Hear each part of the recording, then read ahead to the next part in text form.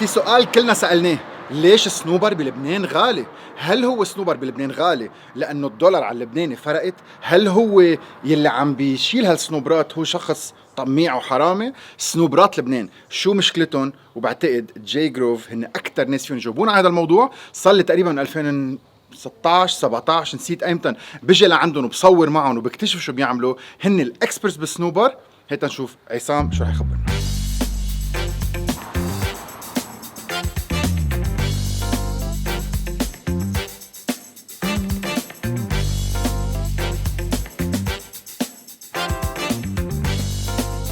اليوم شو مشكلة الصنوبر بلبنان؟ هل هو دولار لبناني او عندنا مشكل تاني ما عم نحكي عنه؟ فعليا نحن عندنا مشكل تاني بالبلد، اكيد منه مشكل بس دولار ولبنان، اكيد هذا الشيء بيأثر بس لانه صار في اذا بدك تصدير زاد بالبلد، بس هو المشكل الاساسي بقله الانتاج. نحن اليوم المشكل بالبلد انه الانتاج تبعنا عم بخف كل سنه 30% عن السنه اللي قبلها. هذا الشيء اكيد بيرجع لعده اسباب، بس من بيناتهم واهمهم انه نحن بلبنان نعتبر انه شجره الصنوبر هي شجره حرشيه، ما بدها اهتمام، ما بنعمل فيها شيء، بس ما نجي اخر سنه نقطف منه. وفعليا او علميا اذا بدك هيدي الشجره على وقت اللي بيصير عمرها بين 80 وال 100 سنه، فاذا ما اهتمينا فيها واعتبرناها كانه بستان صنوبر، فاكيد هيدي الشجره ما رح تعطينا انتاج.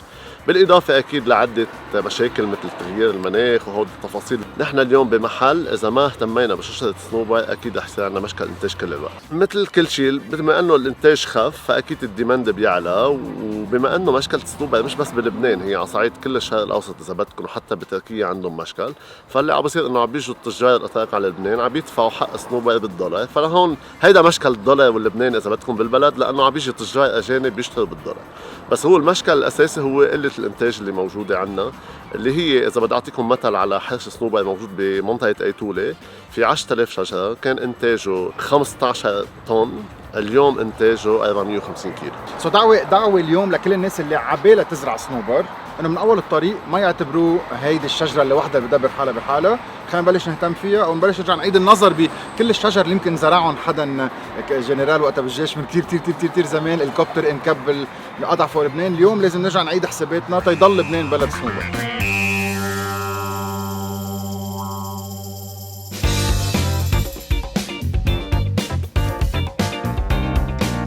نحن وصلنا بمحل اذا بدكم كل احياشنا عمرها بين ال 80 وال 110 سنين، وهيدا الشيء اكيد منه منيح اذا ما جددنا كل هيدا انتم بتعرفوا انه منطقتنا فيها اكبر حش صنوبر بالشرق الاوسط، فاذا اليوم ما جددنا هيدا الشجر ورجعنا زرعناه من هلا، لانه بتعرفوا الصنوبر بده وقت طويل تيطلع، يعني ببلش الانتاج على 15 سنه ببلش الانتاج، فليوصل للانتاج المضبوط بدك شي 25 سنه، فاذا ما كنا من اليوم عم نعمل هيدي الحسابات وعم نجي نزرع بدال هالاحياء حنوصل لوقت ببطل عندنا شجر صنوبر، واكيد كل هيدي الثروه اللي عم نحكي عنها بعد كم سنه بتختفي.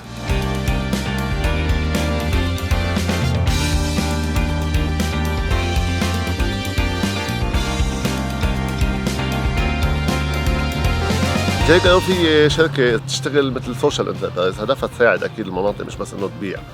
فبالاول بلش انه نحن عم نشتغل ونبيع صنوبر، اليوم صرنا عم ننبش كيف ما نساعد هالشجر تيرجع يعطي انتاج مضبوط، ولهيك اخذنا اذا بدكم مثل حقل تجارب عندنا بمنطقه ايتوله اللي قلت لك في 10000 شجره صنوبر، عم نطبق عليه براكتسز كذا براكتس، لانه بلبنان ما عندنا كثير ناس اختصاصيه بالصنوبر او بيشتغلوا بالصنوبر، فنحن عم نجرب عدة تجارب تنشوف أيها أكثر شيء عم بتفيد، ومن بيناتهم نعطي فيتامينز للشجر تنهتم فيهم تيرجعوا يبنوا مناعة قوية، تيرجعوا يقاوموا أكثر الأمراض وتغيير المناخ والحشرات اللي عم تجي هلا. فعم نطبق العديد من البراكتس، أكيد بدها وقت تطلع النتائج، بس بدها لنا تقريبا شي سنة ونص مبلشين، قربنا نوصل على محل يطلع عنا نتيجة. أكيد هذا الشيء عم بيصير بالتنسيق مع جامعة الكاثوليك ومع الجامعة اللبنانية كلية الزراعة، المفروض إنه يطلع عنا نتائج كثير مهمة من هلا للسنة، وأكيد لما تطلع هيدي النتائج رح نعملها بابليكيشن لكل البلديات تتعمم عند الكل. من وقتها ما بنزرع صنوبر او بنشوفها صغيره بلش تطلع بالحرش لحديت ما تصير تبلش تعطي صنوبر، كم سنه بدنا؟ 15 سنه بدنا من وقت ما نحطها تبلش تعطي صنوبر. نحن بنعد لو جبنا شجره شوي كبيره بنعد 3 سنين من اول يوم بنحطها بالارض تتاخد محلها وتتصير تبلش تشتغل على اساس انه شجره. بدك 15 سنه تبلش تشوف عليها اول انتاج، اذا بدك تبلش تكون فيزبل بدها من 20 ل 25 سنه تكون عم تعطيك انتاج مضبوط. كلنا بنعرف صنوبر لبناني قديش مهم، كبير حرزين حلو كتير، حقه كتير غالي بكل العالم، وبيجيك حده مرات صنوبر صيني بيقولوا له هالقد صغير وطعمته غير. ليش صنوبراتنا هالقد مناح؟ وكيف صنوبرات غيرنا هالقد عاطلين اذا فيني اقول؟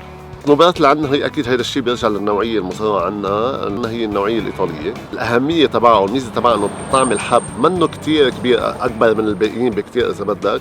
حب يعني شكله كتير مقبول، وسط، طعمته طيبه. الفرق بينه وبين الصيني او بين القصص الثانيه، الصيني اذا بدك منه هيدا نوعيه الصنوبر مختلف، بلس انه كل شيء بيجي من بيات لبنان عاده بيجي مسحوب منه زيت، فما بتكون القيمه اذا بدك لحبه صنوبر، بالعكس بتكون القيمه للزيتات اللي سحبوها. لهيك بتلاقي مثلا كيلو صنوبر صيني بقى حقه وقت كان حقه اللبناني اذا حقه 200,000 بكون الصيني حقه 30,000. فهالقد فرق، لانه هن اصلا ما بيعتمدوا بس كرمال الاكل، بيعتمدوا كرمال الزيت اكثر ما هو كرمال الاكل.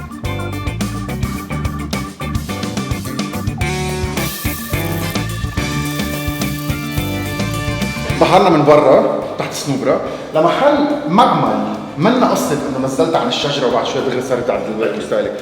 اليوم صنوبر من وقت ما تنزل من الشجرة لتصير عند المستهلك عم نحكي فترة زمنية طويلة وشغل كتير. شو هن المراحل قبل ما تصير بصحة؟ اليوم الحواج تبع الكويز الصنوبر بتصير تقريبا بين تشرين كانون شباط. من بعدها اكيد بيتجمعوا الكويز بكيس بينحطوا على جنب لوقت اللي يجي مثل هيدا الوقت بنفرشهم تيفتحوا، بنشيل منهم الحب. من بعد ما ينشيل منهم الحب بننظف هيدا الحب، بنشيل منه الفاضي، بنغسله تنشيل عنه الاسود مشان بس من جوا الحب السوداء. ومن بعدها بيجي على التكسير، يعني التكسير هو اخر مرحله اذا بدك. هلا من بعد ما نكسر كمان في عندك المراحل اللي بعدها اللي هي التنقايه، تشيل منها الحبه المنزوعه، المحننه اذا فيها خشب، تشيل القشره البنيه اللي بتشوفها على الصنوبر، بيرجع من بعدها في عندك تنشيف تيهدي وقت طويل عندك.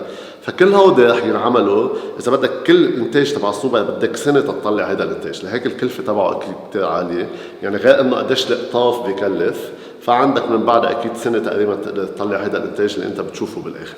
حكينا شوي يمكن نقينا او خبرنا قصص ما كثير حلوه العالم، او خبرناهم حقيقيه مثل ما هي لما يفكروا انه اللي عم بينتج صنوبر حرام، لانه سمعناها كثير. بس فينا نعطيهم امل ونقول انه من هلا ليمكن 10 20 سنه لقدام رح نرجع على سيستم مرجلج مثل ما كانوا جدودنا من 50 سنه بيبيعوا صنوبر. المفروض نحن هلا اللي عم نشتغل عليه مثل ما خبرتك عم نشتغل على الاحراش اليوم كيف بدها ترجع تعيد حالها وتجدد حالها.